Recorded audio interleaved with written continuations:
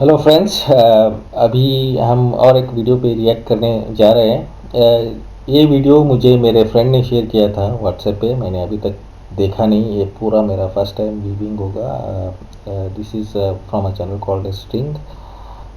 मोदी जी ने अभी जो फार्म बिल वापस लिया, वो क्यों लिया और क्या खतरा था, उसके ऊपर कुछ डिटेल्स है ऐसे। मेरे फ्रेंड ने बोला था, तो उसने बोला कि इसको देखो और रिएक्शन दो। तो मैं सोचा कि ठीक है, चलो डायरेक्टली रिएक्शन वीडियो जब रिकॉर्ड करेंगे तभी देख लेते हैं। तो चलिए, ज़्यादा टाइम नहीं लेते हुए स्टार्ट करते हैं वीडियो को। Let's start, 1 2 3।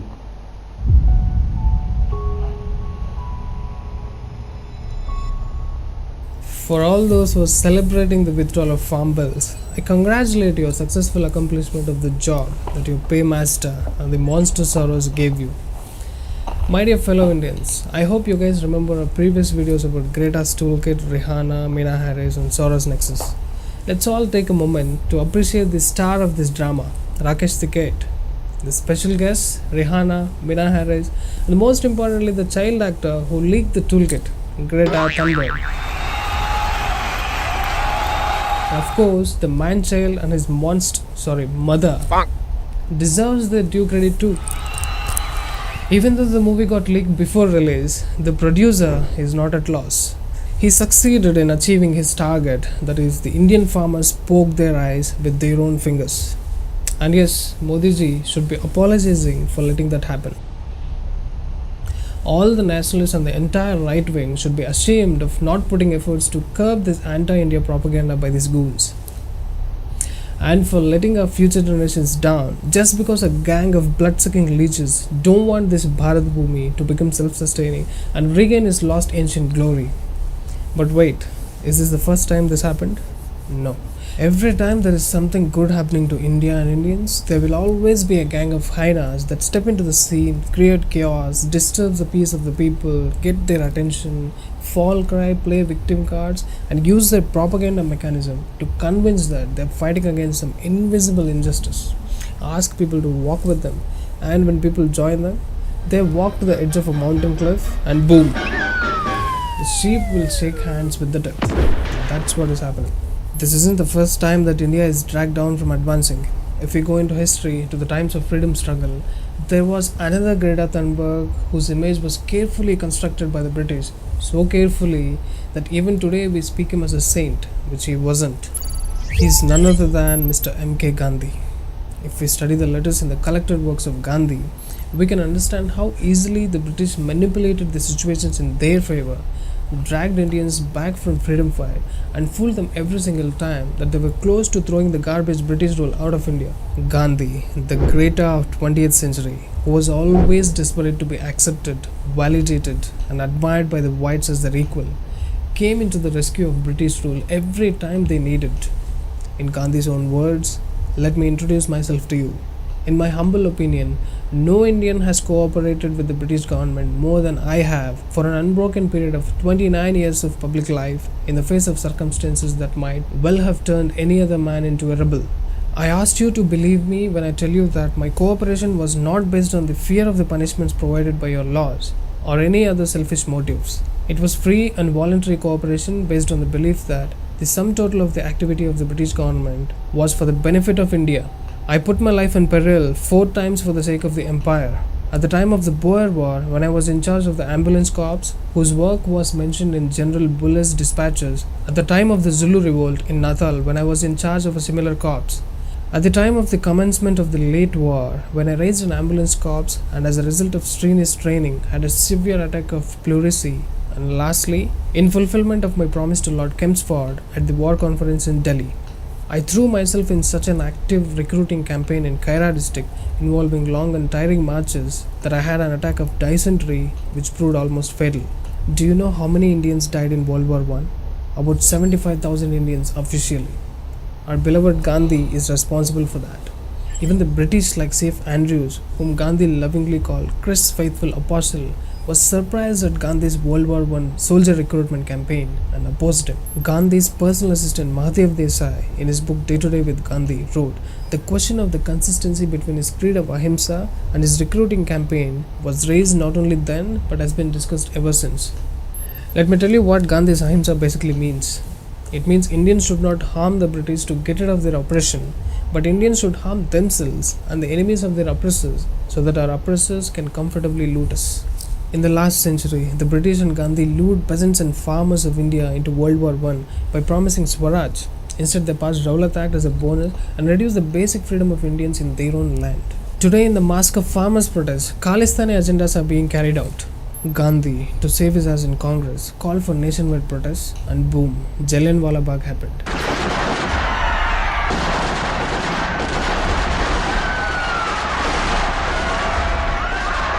He didn't condemn the British but asked the Indians to protest peacefully. Indians in response raised with nationalism and were about to kick the British out of India. You know what was Gandhi's immediate response? He fired on Indians for not loving the hateful British enough. What a great friend the British had got, and what great fools we were to get brainwashed by Gandhi's crap every time. Once again, the greater of 20th century came to the rescue of his masters and fasted for 3 days to stop Indians from rioting and harming the British. It needed 25 more years for Indians to get independence. Have you ever wondered why the Britishers never physically hurt Gandhi? I wonder too. Do you know that Lala Lajpat Rai died in 1928 due to the injuries caused by a lathi charge while he is peacefully protesting against the Simon Commission? Now do you still wonder why such things never happened to Gandhi alone? I wonder too. Did you know it cost the Congress a lot of money to maintain Gandhi's image of simplicity? Once Sarojini Naidu said, it cost the nation a lot to keep Gandhi in poverty. Listen to what Osho says about Gandhi's poverty. Gandhi was traveling in the third class. The whole compartment was booked for him. A 60-seat compartment where at least 80 to 90 persons would have traveled. He alone is traveling, and his biographers will write that he was so kind to the poor. I'm a little crazy. I don't care about Mahatma Gandhi much, but I care certainly about the goat. I inquired everything about the goat, and I have found that his goat was being everyday bathed with Lux toilets soap. The food of the goat consisted in those days worth 10 rupees. Muzammil वो देखो, पापा बकरा लेके आ गए। 10 rupees was the salary of a school teacher for 1 month. But nobody will look into these matters. And the idea he got was from the Christians. If you divide his life, he is 90% Christian, 9% Jaina, 1% Hindu. His clothes, his house, his food, everything will give you an appearance of a very poor man. But if you look into everything minutely with an impartial eye, you will be surprised that everything is more costly than even the richest man living in a palace. That will be cheaper. But he succeeded in deceiving people. If somebody is sick, that does not mean that the doctor should come and lie down on another bed. No, this cannot be the criterion. of being good, of being virtuous, of being religious. Do you see the similarities of Gandhi's expensive protests and the long paid fake protests happening in India these days? Hindus, when will you learn? These goons are funding a protest against an injustice that don't even exist. Maybe it's time that you should stop funding in the hundis for a while and start funding a protest to free temples in India. By the way, Gandhi's favors to the British didn't stop there. He helped the anti-Indian forces by continuously obstructing Subhash Chandra Bose and the likes of him. Even at the end, he helped the British by stopping Sardar Patel become the Prime Minister. He helped Nehru become the PM. Nehru further let the blood-sucking leeches carry on looting India with his confused politics. If not for the other good people in the Congress, Nehru would have devastated India in the first decade of its independence. Today, Nehru's descendants and their Italian monster are doing the job that Nehru left incomplete, while the Rihanas, Gretas, Tikatis are doing the job that Gandhi did for the oppressors of India in the past. These Gretas and Gandhis, with the propaganda mechanism of anti-India forces, will manipulate the innocents into becoming ignorant and will lead them into the deep cliffs of poverty and backwardness. In Sadhguru's words, you want to build a dam, there's a protest. You want a nuclear project, there's a protest. Thermal project, protest. Windmill, protest. But everybody wants everything. In their homes, they want all the gadgets, they want 24 hours power, they want everything. Making the nation go and making the nation stop are two different kinds of technologies. Mahatma Gandhi mastered the art of making the nation stop, and it was contextually the right thing to do for those times, because we were being ruled by somebody else. But we are still doing the same thing. State governments are demanding that they must have a right to call for a bandh. Bandh means closure. I cannot understand how an administration can call for a bandh but they're actually saying it's their right to call for a bandh. Close down something and you'll rise in your prominence. This must change. it seems the fake farmers who are protesting at Singhu border for the repulsion of the farm bills are disappointed at the withdrawal of the bills. Maybe they are scared of losing the luxurious lifestyle they are enjoying at the site of protest. Otherwise, even after the government announced total repulsion of farm bills, Mr. Rakesh Tikait says he wants the farmers to continue the protest. Why? What the hell is it?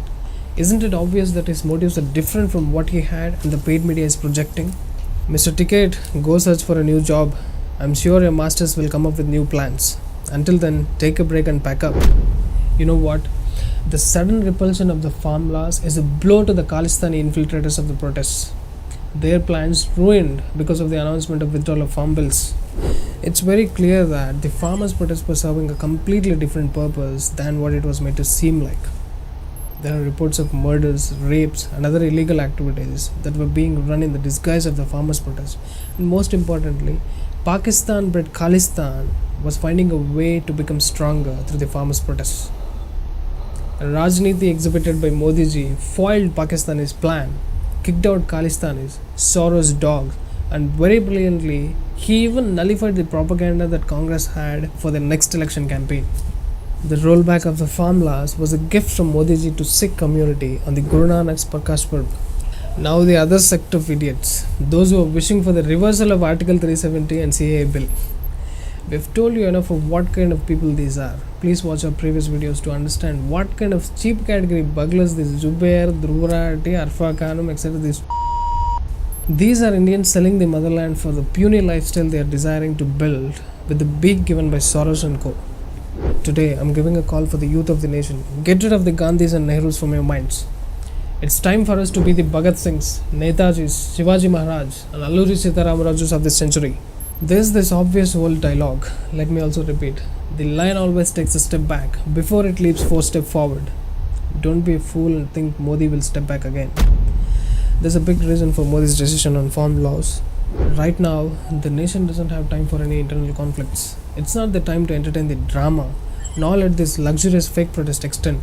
We need all our farmers in their farms, while all our soldiers test their arms. There's a war coming.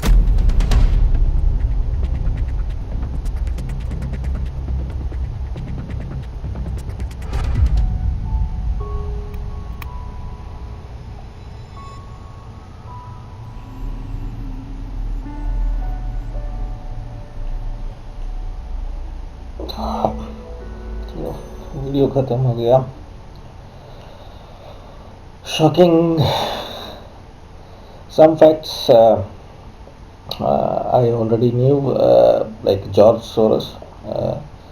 जिन लोगों को पता नहीं है George Soros कौन है, आप Google भी कर सकते हैं, लेकिन मैं ब्रीफली बता देता हूँ उसके बारे में। जॉर्ज सोरोस एक यूके बेस्ड बिजनेसमैन है और इसका हमेशा से हाथ रहा है गवर्नमेंट गिराने में, गवर्नमेंट को खड़ा करने में। तो वो उसकी अपनी मर्ज़ी से, उसके अपने आइडियोलॉजी के हिसाब से वो करता है और यूजुअली लेफ़्ट लीनिंग है। लेफ़्ट लीनिंग मतलब जो प्योर लेफ़्ट लीनिंग नहीं है, अभी काइंड ऑफ वो एक अलग मिक्स हो गया है, लेफ़्ट विंग गवर्नमेंट जो बोलते हैं।